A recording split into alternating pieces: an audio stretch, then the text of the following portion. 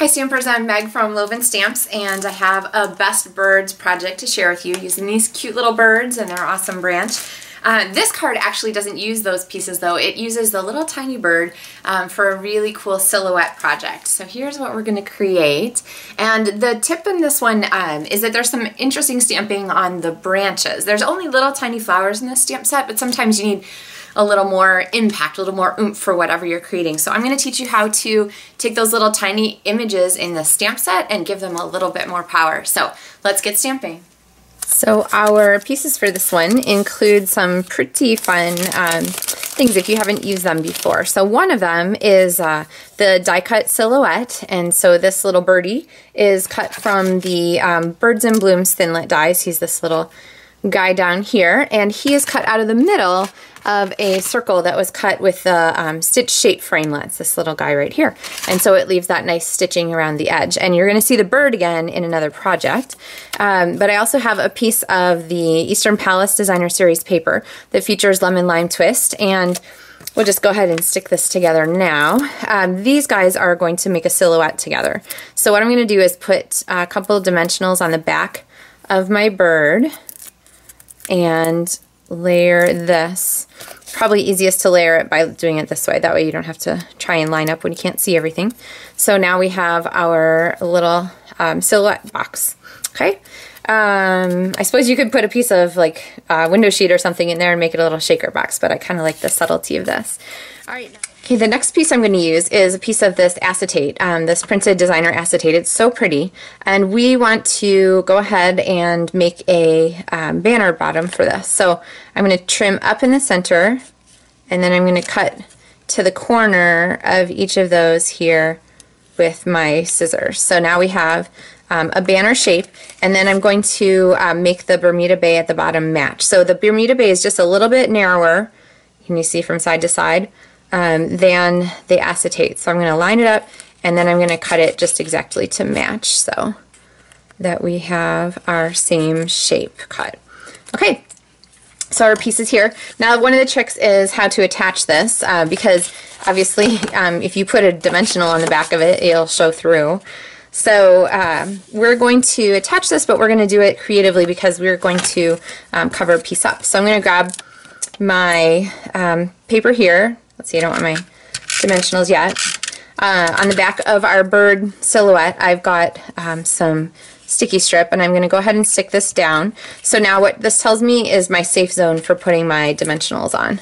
So now I know I can put two dimensionals right there on the back of my acetate that they won't show, and then I can line this up and layer it here on the front. So there is our fun banner for this. I love this printed acetate. We're going to use it again.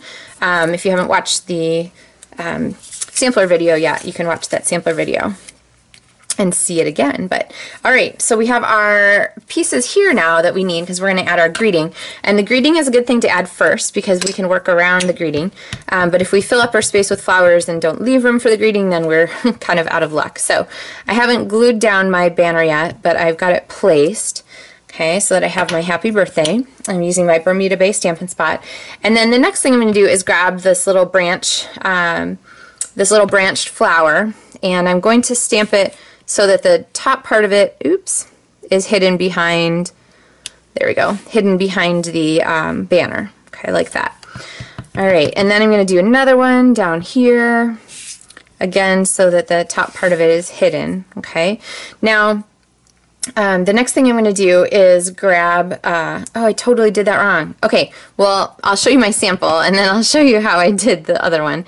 I'm going to bring this up, and what I'm going to do, if you can see through the black with me, I've got my branch connected exactly where I want it to go, and then I just added another flower at the top.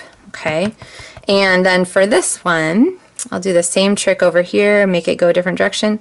So I'm adding the branch there and the flowers to continue on. Okay, so the thing you can do though is you can add this larger flower. So let me show you what I did for this one.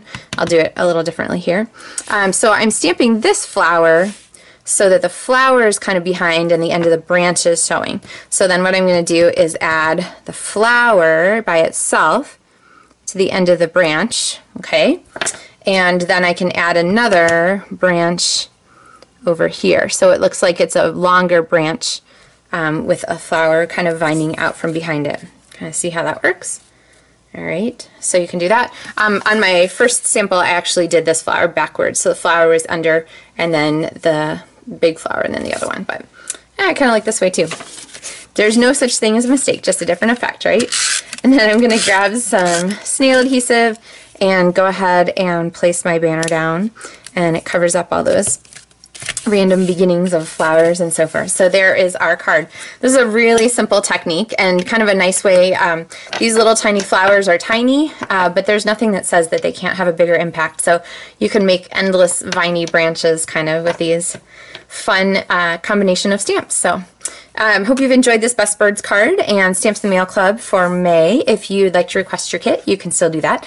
If you have never requested a kit before, it's really easy. You just go to my website. There is a form to fill out. You say, yes, this is the kit I want, and then I will send you a custom PayPal invoice. And the PayPal invoice will be for your kit, which includes all the 4 projects for the month, and also the ink and the stamps and everything you need. If you already have the ink colors or you already have the stamp set, it's no problem.